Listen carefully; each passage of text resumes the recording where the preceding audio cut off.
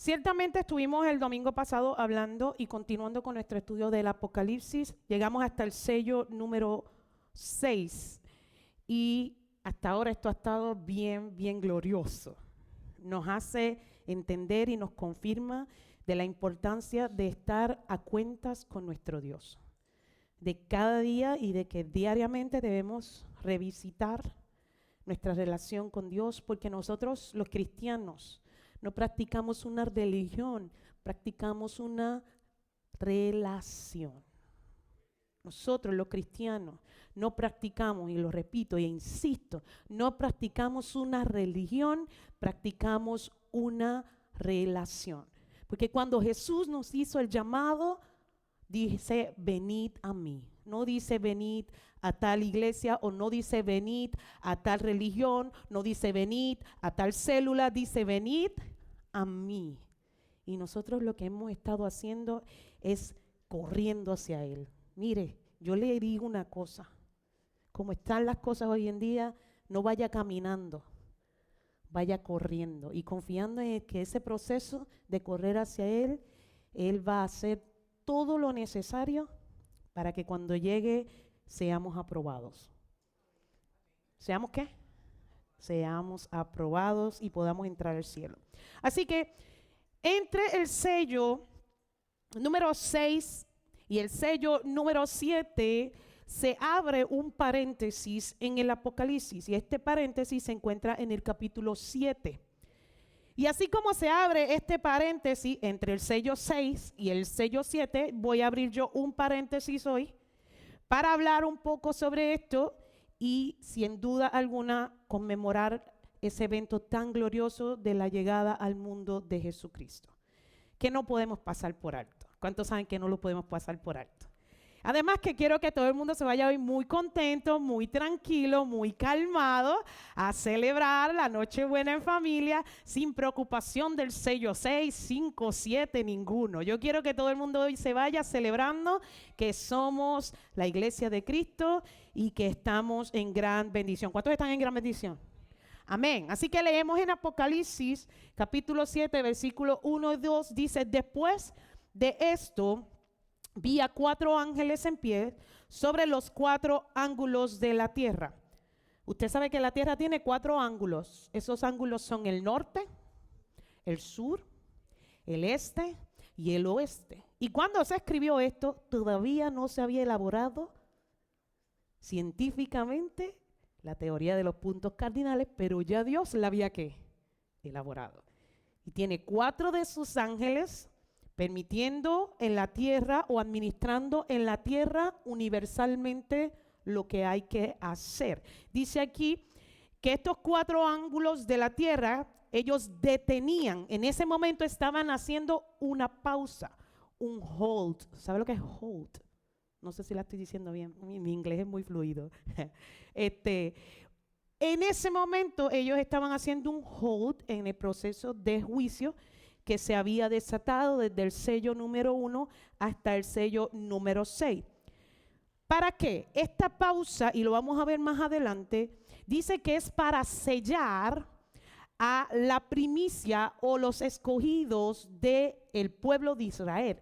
Era para retomar la labor con el pueblo de Israel.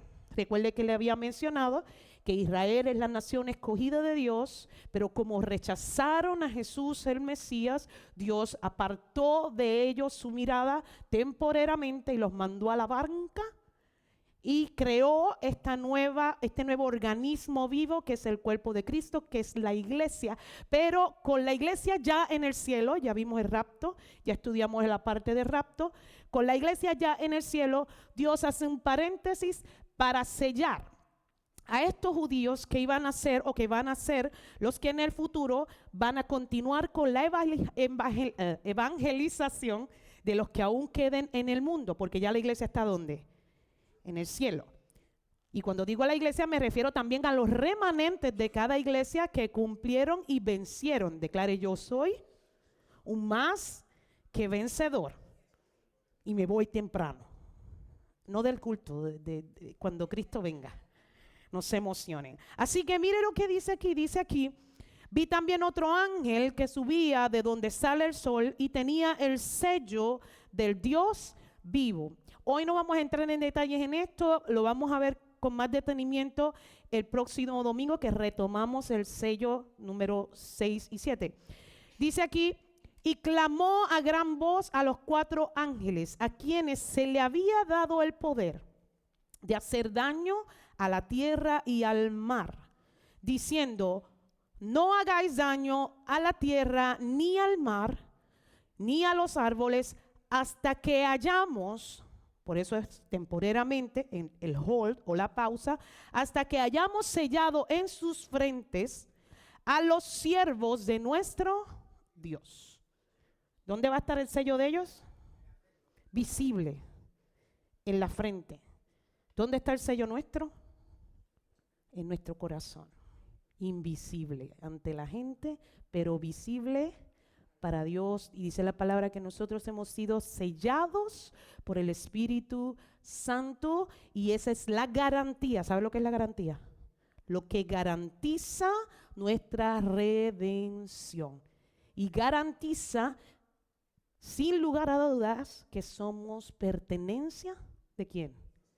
De Dios. Pero dice aquí que estas personas, y aquí dice, oí el número de los sellados, 144,000 sellados de todas las tribus de los hijos de Israel. Diga conmigo, Israel. Mira el que está solo, dígale, Israel. Dato curioso, Israel, la palabra Israel es la palabra que más veces se menciona en la Biblia. Tiene una mención de 2,300 veces en la Biblia. La palabra más mencionada es Israel y le sigue Babilonia. Así que usted hace sus análisis. Mire lo que nos está diciendo la palabra, y quiero que entonces hablemos un poco de este asunto de Israel y por qué Israel. Mire, porque la gente pregunta, ¿por qué escogió Dios a qué? ¿Y qué tiene Israel? Pues mira, yo le tengo la contestación más simple, pero esta es mía. Porque sí. ¿Por qué tiene que Dios explicarme por qué? Porque a Él le plació. A mí me basta. Pero para todos los efectos, vamos a ver qué dice la palabra al respecto. Así que aquí continúa Apocalipsis hablándonos de cada una de esas tribus. Y dice, de la tribu de Judá, 12,000 sellados. De la tribu de Rubén, 12,000. Y así continúa. Gad, Aser, Neftalí, Manasés, Simeón, Isaacar, Zabulón, José y finalmente Benjamín. Los 12 hijos de Jacob. ¿De quién? De Jacob. ¿Con quién los tuvo? Con la linda y con la fea. ¿Sabe usted la historia? Y si no la sabe, vaya, porque si usted cree que alguna novela turca o venezolana es interesante, vaya a la Biblia, que usted ahí va a ver cosas bien llamativas. Y mire qué interesante, que quiero que vea aquí, que la palabra Israel o el nombre Israel le fue dado ¿a quién? A Jacob. Cuando Jacob está ya peleando con el ángel, no te suelto si no me bendices, no te suelto si no me bendices. Finalmente vemos que el ángel le cambia el nombre y le dice, mire lo que dice Génesis 35, Dios. Y le dijo Dios, tu nombre es Jacob. ¿Cuál es su nombre? En ese momento era ¿qué? Jacob. El nombre Jacob significa suplantador, el que engaña, el que tranza. Y él le dice, no se llamará más tu nombre Jacob, sino Israel. Israel significa el que lucha cerca de Dios. Israel significa el que lucha cerca de Dios. Y le dice, No será más tu nombre Jacob, sino Israel será tu nombre. Y llamó a su nombre Israel. Y de ahí en adelante ya no era más Jacob, sino Israel. De ahí es que sale el nombre y también vamos a ver más adelante el pacto con ¿quién? Con Israel. Dice, también le dijo Dios, yo soy el Dios omnipotente. Crece y multiplícate. Una nación y un conjunto de naciones procederán de ti y reyes saldrán de tus lomos. Y cuando habla de los lomos, no es que creemos que el lomo es la espalda, realmente el lomo es donde se encuentra, con todo el respeto, el área reproductiva del hombre, donde se encuentran sus espermatozoides. Así que estaba hablando de su descendencia. Y lo que le está diciendo aquí se cumple y lo hemos visto. Si usted va por toda la palabra, usted va a ver que es así. Ahora bien, quiero que vea algo también muy importante. El hijo mayor de Jacob, voy a volver a esta parte, no era Judá, era Rubén. El primogénito era ¿quién? Rubén. Sin embargo, Rubén cometió un pecado muy grande, y usted lo puede ir a ver en Crónicas, no voy a entrar en eso porque no es el tema, que le llevó a perder esa primogenitura, que cayó entonces sobre Judá. ¿Sobre quién? Sobre Judá. Por eso vemos cuando empiezan a hacer el nombramiento de las tribus, de los sellados, empiezan ¿por quién? Por Judá. Y habíamos visto en Apocalipsis 5 que a Jesús se le presenta como el león de la tribu de Judá. Vamos haciendo los cabos, ¿verdad que sí? Que cuando vino al mundo la gente esperaba un león, pero la gente estaba confundida porque llegó un cordero. Y el cordero y el león son muy opuestos. Por eso no lo reconocieron como el Mesías, porque ellos esperaban un león que hiciera cantos a todo el mundo. Lo que ellos no saben es que primero tenía que venir como un cordero, para luego poder venir como un león. Pero ellos aún esperan el león y ese león los va a engañar y va a ser el anticristo. Ya lo vimos en el estudio anterior. Así que mire qué interesante. Jacob, a punto de morir, reúne a todos sus hijos para profetizar sobre ellos. Y mire, yo quiero compartirle la profecía sobre Judá, para que usted vaya entendiendo de dónde sale todo este asunto. Dice aquí en Génesis 49 del 8 al 10, Judá. Judá, quiero que sepas que significa los que alaban o alabanza. Así que todos nosotros venimos ¿de quién? También de Judá, de Abraham. Mire qué interesante.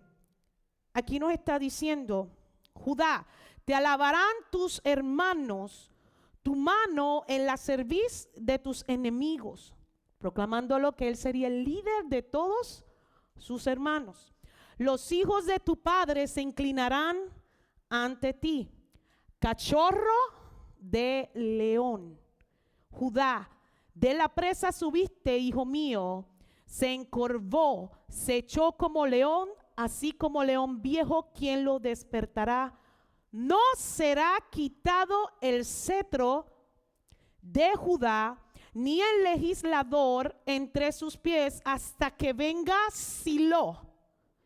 Silo es uno de los nombres que significan enviado y se refiere a el Mesías, que vendría de la descendencia ¿de quién? De Judá, que ahora era el primogénito o parte del que adquirió la primogenitura de Jacob, que ya no se llamaba más Jacob, se llamaba Israel, el que lucha al lado de Dios. No será quitado el cetro de Judá, ni el legislador de entre tus pies, hasta que venga Silo, y a él se congregarán los pueblos. ¿Cuántos dicen amén? ¿Cuántos aman la palabra? Es muy interesante porque, en efecto, no se quitó el cetro y lo vamos a ver con más detenimiento más adelante. Ahora bien, quiero darte varias de las razones por qué es escogida Israel. Primeramente, Israel es escogida porque ellos tenían, a diferencia de muchas o de la mayoría de las naciones en ese tiempo, era la única nación con su propia autonomía o con su propia soberanía. O sea, ellos tenían su propio gobierno. Su gobierno inicialmente era patriarcal. El patriarca era el líder de todo, del ganado, de los hijos, de las esposas, porque eran otros tiempos también. El patriarcado establecía que en cada casa quien mandaba era el patriarca. Luego con los años vemos cómo va cambiando, pero inicialmente vemos que el patriarca es Abraham, luego es Isaac, finalmente es Jacob, y por ahí vemos hasta el linaje de David. Por eso cuando habla la palabra el Dios de Abraham, de Isaac y de Jacob, hace referencia a un sistema de patriarcado que eventualmente se convirtió en estado y finalmente vienen las monarquías, que sabemos que el primer rey fue ¿quién? Saúl. ¿Se acuerda de Saúl? De la tribu de Judá. Y luego de Saúl vemos a David de la tribu de ¿quién? De Judá. A Salomón de la tribu de ¿quién? De Judá. A Asa, a Josafat, a Usías, a Jotán, a Ezequías, a Josías. Así que no se removería el cetro hasta la llegada de ¿quién? De Jesús. Aún en el cautiverio babilónico, Daniel, de la tribu de ¿quién? De Judá, fue puesto al mando durante la gran mayoría del tiempo del exilio babilónico. Aún en el cautiverio se cumplió la profecía de Israel o de Jacob sobre su hijo ¿quién? Judá. Hasta que llegó ¿quién? Cristo, Silo, el Mesías. Así que esta nación fue escogida por su ubicación o posición geográfica. Cuando Dios miró así, dijo, tengo que escoger cuál va a ser la nación. Resulta que ellos eran la única nación en ese tiempo monoteísta. ¿Qué quiere decir monoteísta? Que tenían un solo Dios. Mientras que la mayoría o casi todas las naciones estaban practicando el politeísmo. ¿O qué usted cree que hacían los indios aquí antes de que llegaran los españoles? Practicando ¿el qué? El politeísmo. En aquel tiempo la mayor parte de las personas practicaban el hinduismo y en aquel momento Israel era la única nación en la que Dios estaba teniendo una relación de tú a tú con el patriarca ¿qué? Abraham. ¿Se acuerda cuando llama a Abraham y le dice, sal de tu tierra, de tu parentela? Y Abraham, sin saber o sin entender, ¿qué hizo? Por fe, obedeció.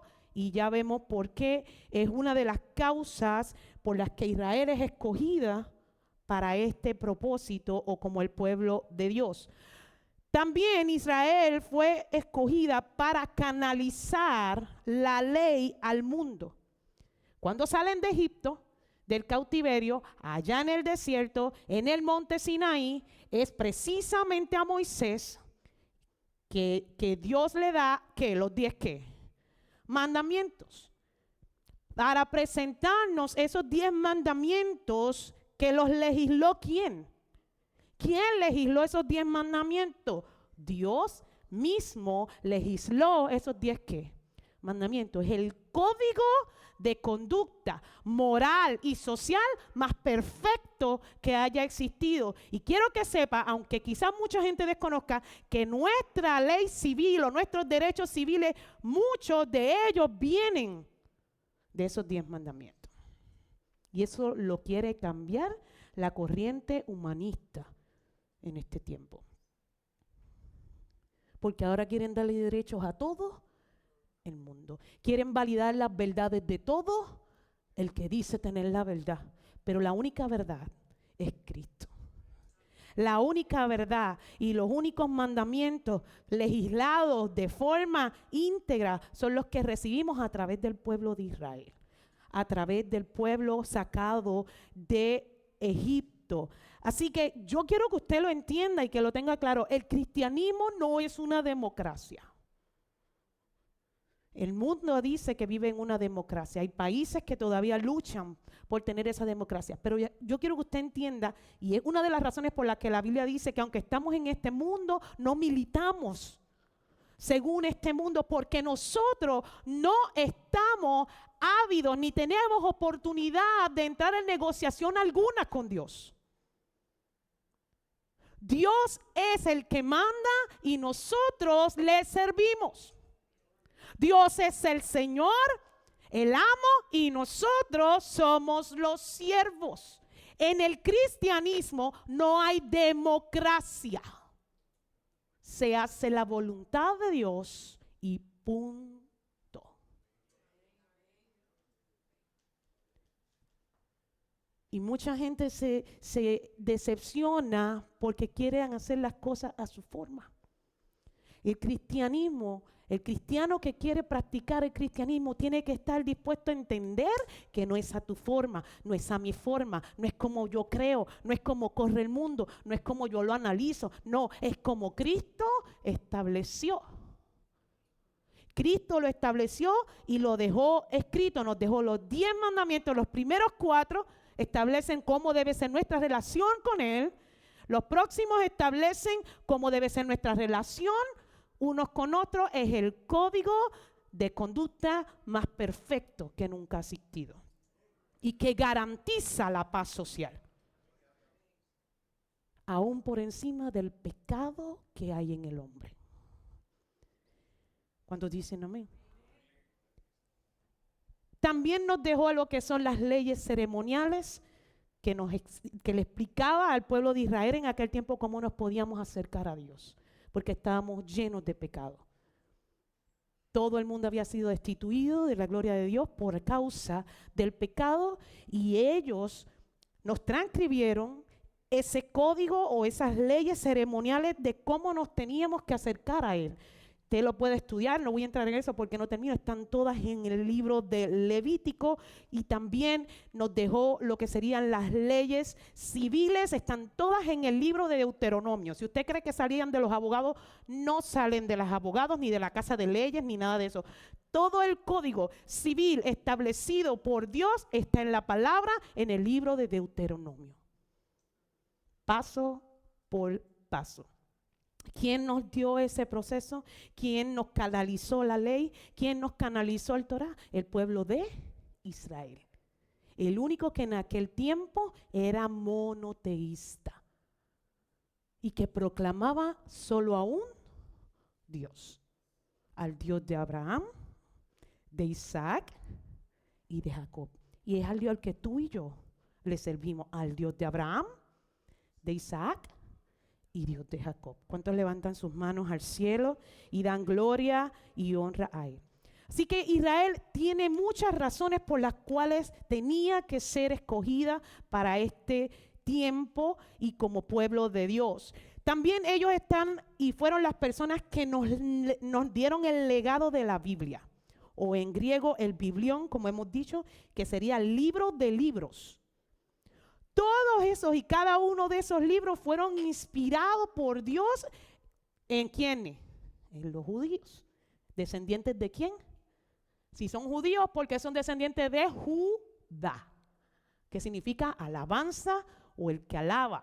Y cómo a través de cada una de esas personas inspiradas por el Espíritu Santo se unen en un libro de libros, 66 libros. ¿Cuántos libros?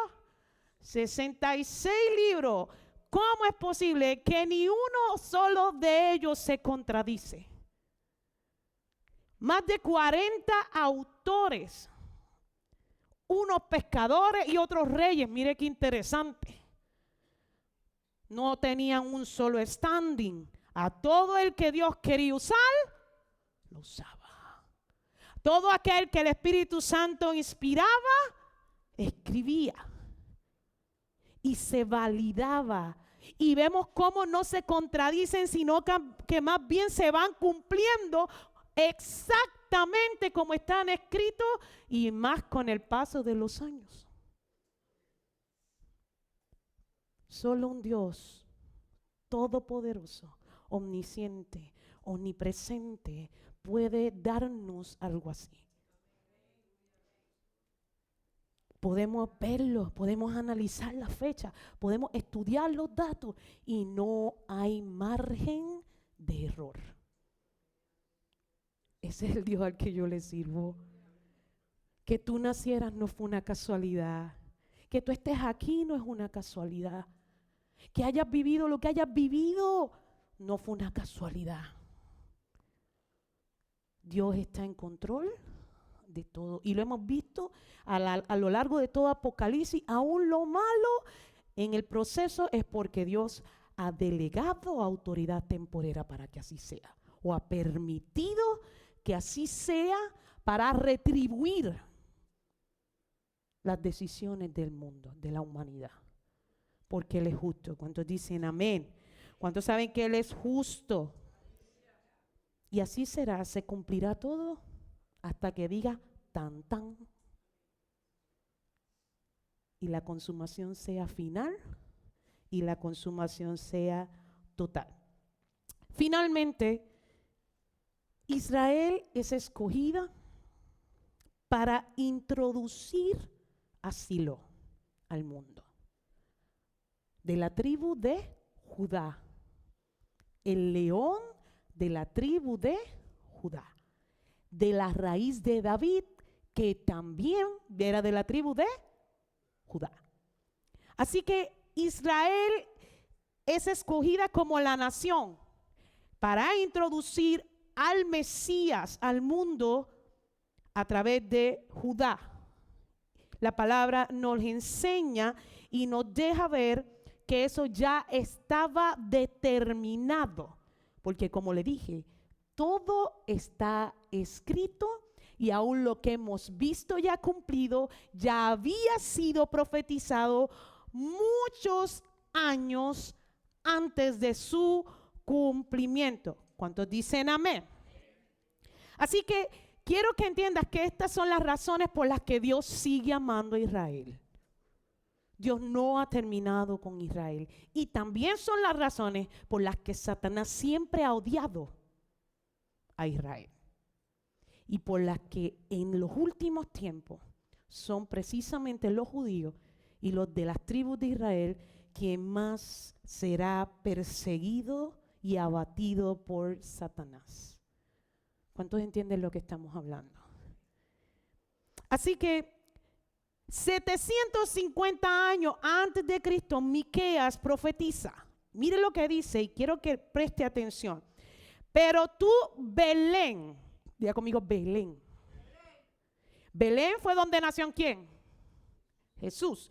Belén en el original es Betlehem y significa la casa del pan. ¿Qué significa Belén? La casa del pan. Donde siempre debe haber pan. Así que mire lo que dice aquí. Pero tú, Belén, Éfrata, pequeña para estar entre las familias ¿de quién? ¿De quién?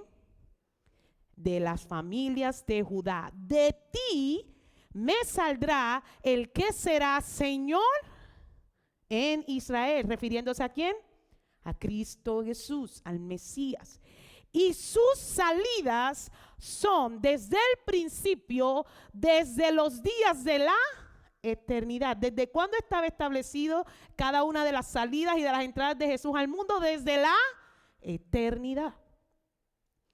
Así que Miqueas establece en profecía 750 años antes de que llegara Jesús al mundo, que Él nacería de entre las familias de Judá en el lugar que se llama Belén, la casa del pan o Betlehem. Igualmente, quiero que sepa que así lo repitieron los reyes del oriente cuando vinieron buscando ¿a quién? Al niño Jesús. Y Herodes los recibe y les dice, ¿dónde es que va a nacer el niño? Queremos ir a adorarle. Sabemos que eran otras las intenciones del rey Herodes, pero esos reyes del oriente repitieron exactamente las mismas que palabras. Usted lo puede ir y verificar en Mateo 2 del 5 al 6, porque ellos sabían la profecía de que en Belén nacería ¿qué? Cristo. Ellos vinieron siguiendo a la estrella porque sabían la profecía que ya había escrito ¿quién? Miqueas.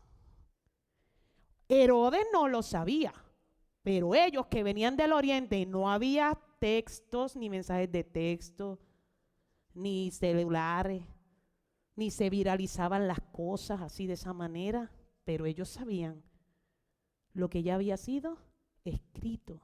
Y venían detrás de una estrella confiando en lo que había escrito Miqueas, porque él había dicho que nacería ¿dónde? En Belén. Pero como decían que era el rey, ellos fueron a buscarlo ¿a dónde? Al palacio. ¿Dónde nacen los reyes? Y el rey dice, aquí hay una ¿qué? Una confusión. ¿Qué pasó aquí? Entonces vemos que la profecía ya estaba establecida. Y quiero que vayamos, y en Lucas 2 nos narra el nacimiento ¿de quién? De Jesús, que también se encuentra en Mateo capítulo 1 del 18 al 25. Dice, y preste atención, aconteció que en aquellos días que se promulgó un edicto de parte de Augusto César. Y Augusto César era el emperador, el más alto en el gobierno emperador romano de aquel tiempo en el que se llevó a cabo el nacimiento de Jesús. Dice que él promulgó un edicto. Y cuando dice la palabra que es un edicto, viene del griego dogma. Es una ordenanza, es algo que tienes que hacer sí o sí. No es como nosotros que nos mandan 8 sobres del censo. Y usted lo deja por aquí o lo deja por allá y no hace el censo. Y ellos llamando a Tutiplen y nadie quiere hacer el censo. Y le llaman y le pagan a la gente para que vaya a las casas, casi suplicándole que se complete ¿qué? El censo. No es ese censo. Este censo es mandatorio, es ordenado. ¿Por quién? Por Augusto César. Pero mire qué interesante lo que dice aquí. Este primer censo, ¿cuál era el qué? ¿El número qué? ¿Qué casualidad? No.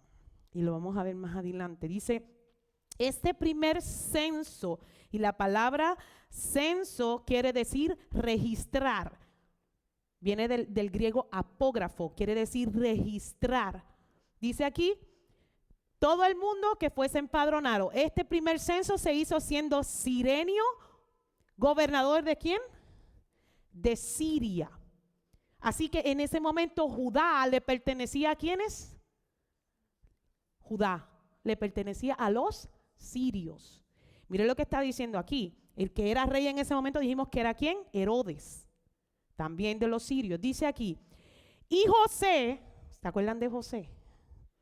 O tengo que explicarle quién es José. José de Galilea, de la ciudad de Nazaret, tenía que ir ¿a dónde? A Judea, porque él venía de la gente ¿de quién? De Judá. Porque Jesús tendría que nacer de padres ¿de dónde? De Judá. Y aunque él era el padre adoptivo de Jesús, porque sabemos que Jesús es el Hijo de Dios, no debía haber duda alguna de que tanto María como José vienen de la tribu ¿de quién? De Judá. Así que dice aquí, y no es casualidad, porque ya se había establecido que Jesús tenía que nacer ¿dónde? Ya estaba escrito. 750 años. No podía nacer en Galilea.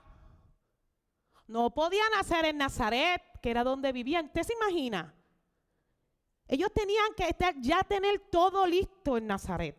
La cuna, como sea que hicieran cuna a Moisés. Ellos tenían que estar listos, hermano. Si ella estaba allá, ¿para qué? para dar a luz. Y de la nada, qué casualidad, surge el primer censo que forzaba a todo el mundo a ir a su ciudad natal, que casualmente la de ellos era Belén de Judá. Qué casualidad. No, ya lo vimos. Con Dios no hay. Puedes tener el Moisés listo, el pleichar, todo listo allá en Nazaret. Móntate en la burra. ¿Qué vas para dónde? Para Belén. ¿El censo fue idea de José? No. ¿El censo fue idea de quién? Del imperio o del emperador romano, porque es que Dios usa hasta el mismo diablo para hacer su voluntad. Y se hará como Él ha dicho. Y lo vimos al inicio del estudio del Apocalipsis, porque Dios es el único que puede profetizar. Y lo que Él diga se hará. Lo estoy viendo, sí. Dice aquí, a Judea, a la ciudad de David, que se llama Belén, por cuanto era de la casa y familia de David. Y lo vimos en Apocalipsis 5, que otro de sus títulos era la raíz de David. Y dice aquí, para ser empadronado con María, su mujer, desposada con él, la cual estaba encinta. Y aconteció que estando ellos allí, qué casualidad, se cumplieron los días de su alumbramiento. ¿Casualidad? No. Yo quiero que usted entienda lo que estaba pasando. Ellos están en Nazaret, en Galilea, a 120 kilómetros de distancia de lo que sería Belén. Ella ya por dar a luz tenían que hacer un camino de 2 a 3 días para llegar a dónde. Y no era en carro, cómodo, nada. No sé si usted sabe que cuando la mujer está por parir le dicen que se monte en una bolita de esas que rebotan y que con eso el parto se quede. Imagínese ese bujo todo el camino, 3 días ahí. ¡Ja! Sale porque sale, en Belén porque sale en Belén, te digo yo. Y no hacen más que llegar y se cumplieron los días de ¿qué? Del alumbramiento. Y dio a luz a su hijo primogénito y lo envolvieron en pañales. Y en la versión original dice en lino. Porque los pañales de Jesús no eran como los pañales de todo el mundo. Porque fue todo tan de momento que parecería que fue improvisado, pero todo ya estaba fríamente calculado. Y el pañal de Jesús era de lino. Y el lino simboliza la justicia de Dios. Por eso dice Apocalipsis que nosotros, estando allá, seremos vestidos de lino fino. Nosotros somos la justicia de Dios. En Cristo Jesús, quien nos ha justificado. Levanta tu mano y celébralo. Y adora a Dios porque ha sido justificado. Dice, lo envolvió en pañales y lo acostó en un pesebre. En la versión del griego dice establo. ¿Usted sabe lo que es un establo? No, porque usted ha ido a un establo. ¿Sabe cómo huele un establo? ¿Ah? Mi tío tiene caballos, siempre ha tenido caballos. Y si no, allá en Lija mis tíos tienen gallinas y cosas por todas partes. Era muy normal ir a la casa de mi abuela María, que en paz descanse, y ver las gallinas, la excreta de las gallinas por todas partes. Y mientras más gallinas, patos y cosas había, más hedionda era la visita. Si ese día de casualidad te daba alergia, eras bendecido porque no podías oler.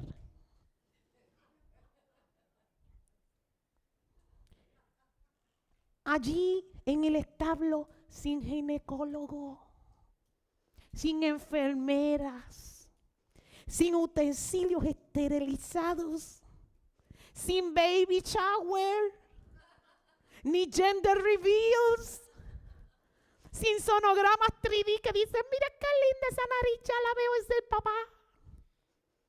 Allí nació el Hijo de Dios. No había nada de eso. Habían vacas, cabras, suciedad, ovejas. De ahí yo creo que viene la cosa de Dios con las ovejas, de Jesús con las ovejas. Sí, porque usted sabe que este asunto de las ovejas es bien importante para el cristiano. Pienso que algo tiene que haber ahí cuando nació y lo que vio fue ovejas. Entonces mire qué interesante, porque Jesús llegó marcando la historia del saque. Porque esa escena del nacimiento es lo que hoy se vende, se produce, hay fotos, hay de todo, porque no ha habido nunca un nacimiento como el nacimiento de ¿quién? De Jesús. Y usted creería, ¿a quién le importa el nacimiento de un niño en un mesón, en un establo, perdón, en un pesebre? Pero resulta que en todas las casas yo espero que por lo menos, si puso un árbol, yo espero que al menos haya un pesebre.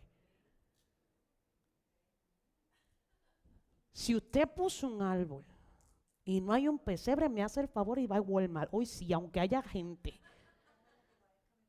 Porque lo que estamos celebrando no es el árbol.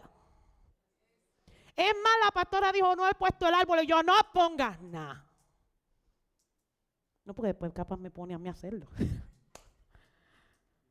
Lo que necesitamos pesebre. Pesebre. Y no lo veo tampoco. Yo fui esta mañana porque estoy tratando de adelantar, porque cuando a la familia se le ocurren hacer bodas y actividades los días que uno está jurado, de por sí naturalmente tú estás tratando de adelantar. Y yo estaba acomodando mis detallitos debajo del árbol, porque la actividad del 25 me toca a mí en casa. Gracias, Señor. Y el pesebre estaba en el medio y no puede tapar el pesebre ningún regalo, porque aquí lo más importante no son los regalos, aquí lo más importante es que se vea el ¿qué? El pesebre. Y en la mesita de entrada, ¿qué hay? Un pesebre, porque lo que cambió al mundo fue la escena de un rey naciendo entre la suciedad de un establo. El Hijo de Dios no nació en un palacio, nació en un establo. Pero desde ese momento cambió la historia. Desde ese momento cambió la imagen. ¿Cuántos dicen amén? Y dice aquí, lo acostó en un pesebre porque no había lugar para ellos en el mesón. Habían pastores en la misma región. ¿Qué habían? No dice religioso, no dice escriba, no dice fariseo. ¿Qué habían? Pastores. Que dentro de la categoría de standing, los pastores eran los demás abajitos. Nadie les hacía mucho caso porque ellos lo que hacían era cuidar ¿qué? Ovejas. Pero habían pastores en la misma región que velaban y guardaban en las vigilias de la noche sobre su rebaño. Y he aquí se les presentó un ángel del Señor. ¿Cuántos habían en ese momento? ¿Cuántos ángeles se presentaron? Uno.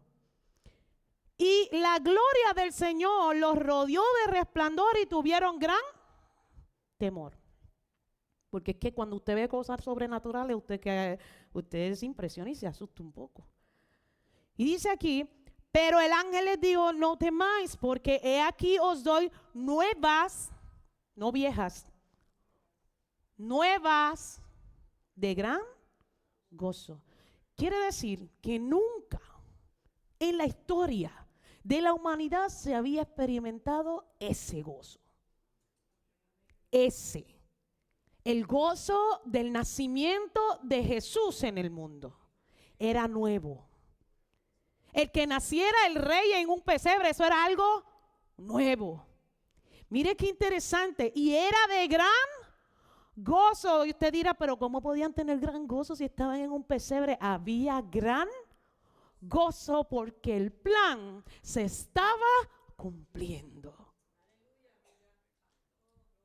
Y el plan no era venir como un león, como el del rey allá en el palacio, era venir como un cordero, al lado del cordero. Mire qué interesante. Dice que será para todo el pueblo, no lo sabían. Pero ese gozo hasta hoy sigue siendo nuestro gozo. ¿O qué usted cree que celebramos hoy? Seguimos celebrando las nuevas de gran gozo que os ha nacido hoy en la ciudad de David un Salvador. Diga mi Salvador. Levante su mano y dígale mi Salvador, que es Cristo el Señor. ¿Y por qué a los pastores? ¿Y por qué no a los religiosos? Porque dice la palabra y lo dice todo el tiempo, es que a lo vil y a lo despreciable es lo que ha escogido Dios para avergonzar a los sabios, a los que se creen sabios en su propia opinión. ¿Quiénes son los primeros convidados? Los pastores. ¿Quiénes eran? No sabemos, ni siquiera ponen los nombres. Mire si eran insignificantes, que ni siquiera ponen qué. Pero fueron invitados. Ya quisieras tú, ya quisiera yo que me hubieran invitado a semejante evento, aunque apestara. Y mire qué interesante, esto os servirá de señal. Esto os servirá de señal. Hallaréis al niño envuelto en qué. Vuelvo, insisto, ¿qué de raro tiene un niño en pañales? Nada. Pero el pañal de Jesús era ¿qué? De lino. Porque simbolizaba que había llegado al mundo la justicia de Dios. Y esa era la señal. Simboliza esa justicia de Dios. Porque hasta ese entonces, todos, y todavía hoy mucha gente se presenta delante del Señor y llegamos delante del Señor sucios, harapientos, desaliñados, apestosos, como en aquel pesebre estaba apestoso. Pero cuando Jesús llega a nosotros, la justicia de Dios llegó a nuestras vidas. Dice, les van a encontrarlo envuelto en pañales, acostado en un pesebre.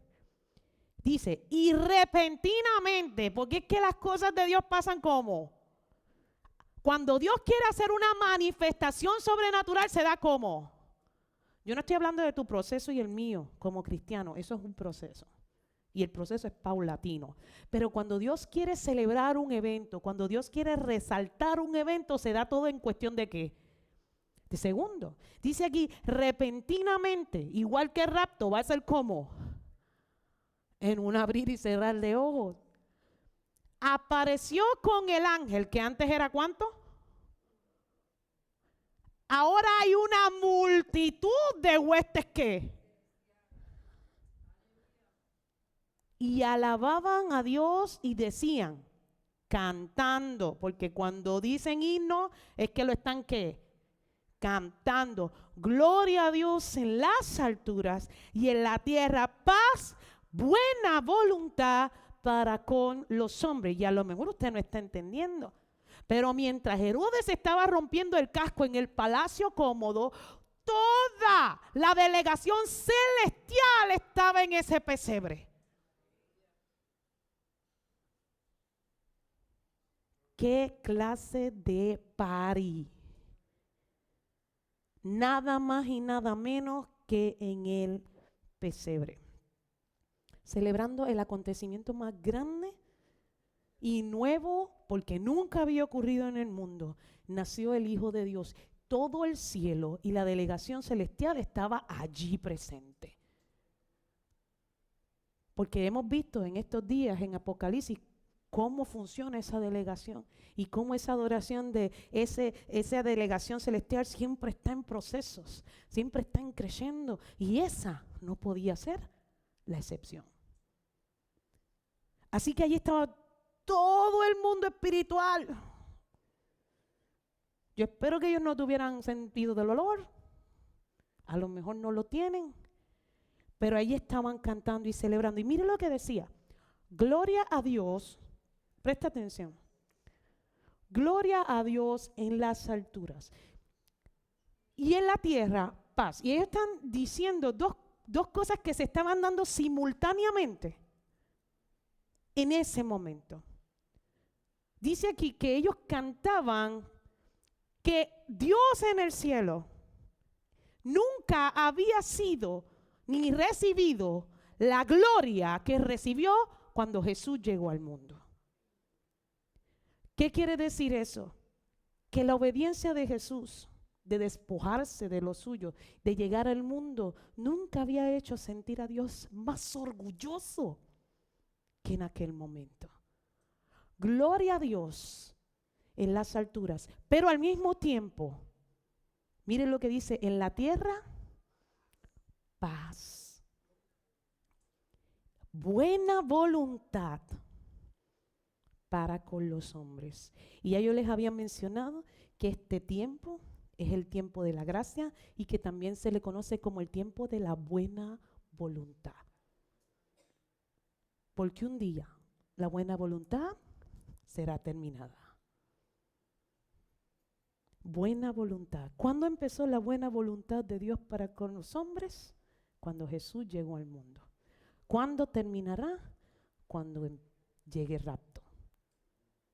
Hasta entonces, mira el que está a su lado, dígale: hay tiempo. ¿Cuántos dicen amén? Paz en la tierra.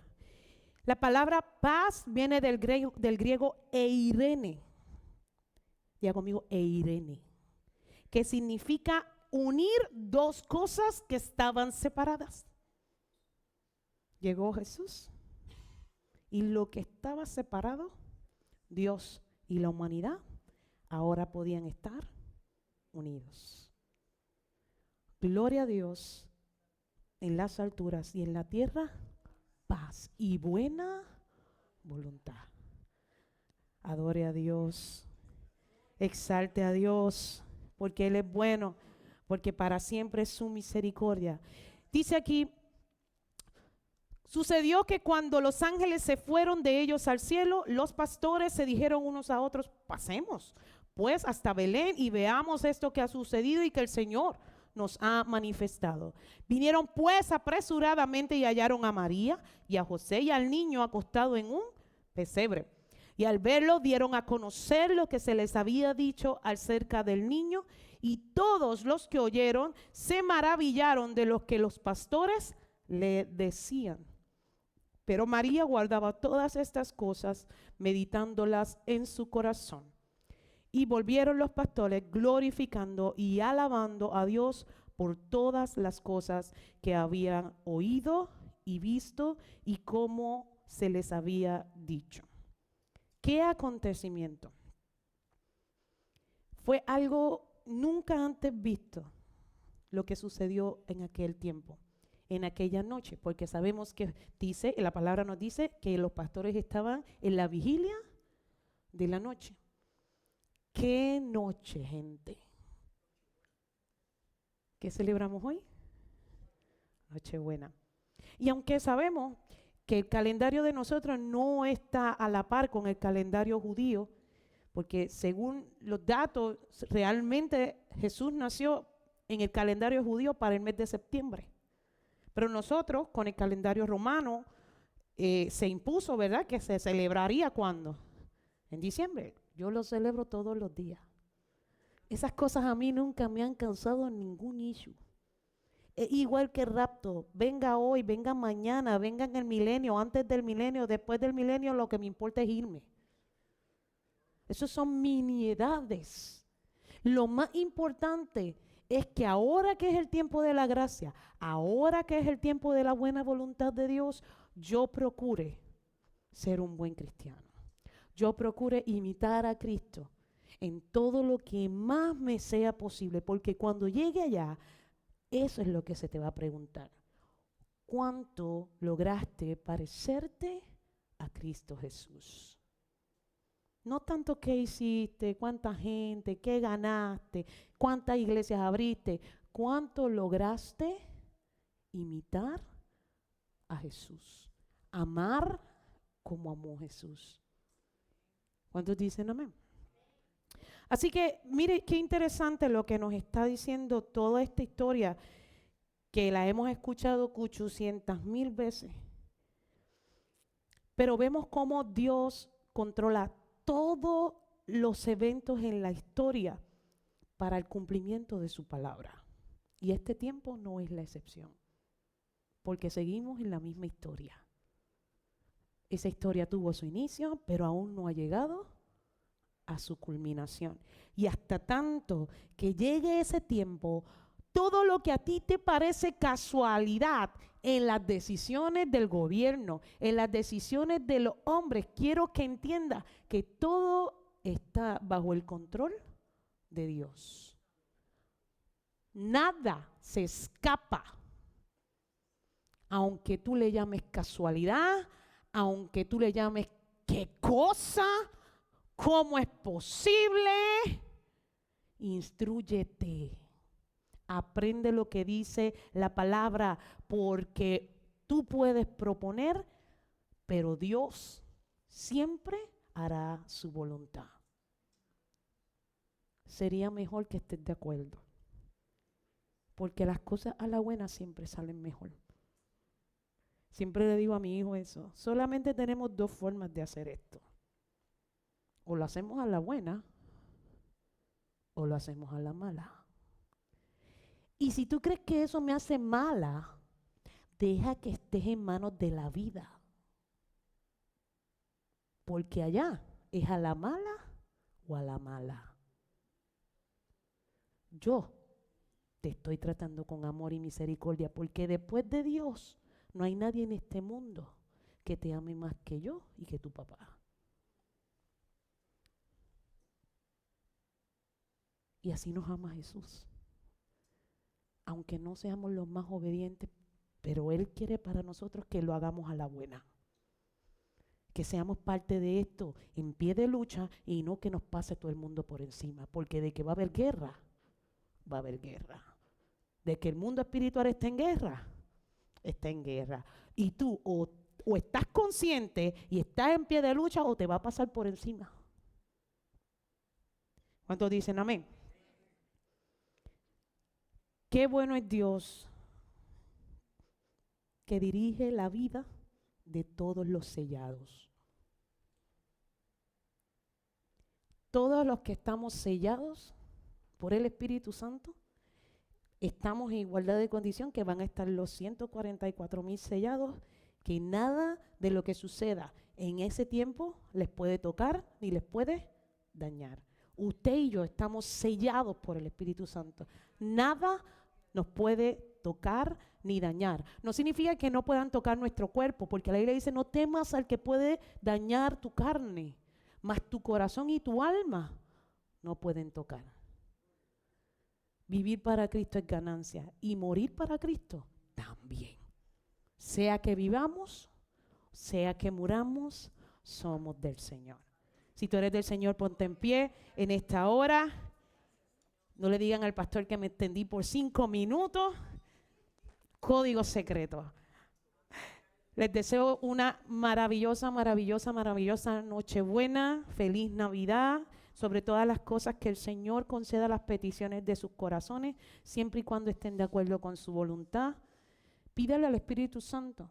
Llevo unos días dando unas terapias intensas, porque la gente se pone muy reflexiva para este tiempo de diciembre. Entonces mis hermanas empiezan como en esta dinámica. Estos días para mí son de mucho trabajo, no se confunda. Y es importante que nosotros entendamos que no debemos ser sabios en nuestra propia opinión, que debemos buscar la sabiduría de Dios, que debemos buscar realmente. Hay mucha gente que no sabe por qué yo estoy aquí, por qué vivo así, qué hago en este mundo. Estás extraviado, estás perdido. Porque todo el que anda sin Cristo en esta vida está extraviado y está perdido. Cristo es el único que nos puede llevar al cumplimiento de cosas grandes. Cuando digo cosas grandes no dije que siempre van a ser agradables, porque a mí no me ha tocado muy agradable. Pero el impacto que estamos generando a nivel espiritual no tenemos idea de cuál es. Así que en esta hora yo te digo, ten una feliz Navidad, pero cuando vayas a pedir, cuando vayas a reflexionar, cuando vayas a hacer tus metas para el nuevo año, pon primero a Jesús. Pon primero a Jesús, consúltalo todo con Jesús y dice la palabra que si no nos desviamos a derecha ni a izquierda, todo lo que hagamos va a prosperar. Amén. Padre, te doy gracias por este tiempo, gracias por tu palabra. Hoy celebramos el más grande acontecimiento que tú llegaste al mundo y cambiaste la historia, Señor. Gracias por morir también por nosotros, gracias por el sacrificio de la cruz, gracias por resucitar al tercer día y darnos la victoria de la redención, Señor. Vivimos para ti, Señor. Nos sujetamos a ti, nos sujetamos a tu palabra, nos sujetamos al mandato de tu palabra, Señor. Queremos cumplir con todas las cosas. Siervos tuyos somos, siervos por amor, siervos por decisión. Hasta tu regreso y hasta tu venida vivimos para ti, Señor.